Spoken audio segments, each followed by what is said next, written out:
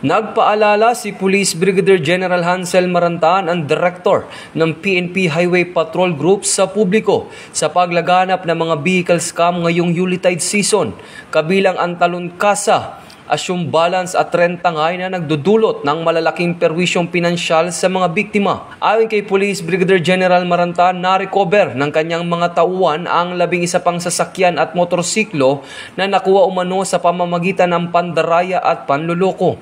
Binigyan din niyang patuloy ang koordinasyon ng HPG sa LTO at iba't ibang financial institutions, gayon din ang paggamit ng HPG Vehicle Information Management System o BIMS upang matukoy ang mga sasakyang sangkot sa anomalya. Hinimok ni Police Brigadier General Marantaan ang publiko na tiyaking beripikado ang ownership, rehistro at encumbrance status bago bumili o tumanggap ng second-hand na sasakyan. Pinayuhan din niya ang mga mamamayan na agad i-report ang unreturned rentals, reborn scheme at packing registration sa pinakamalapit na HPG office.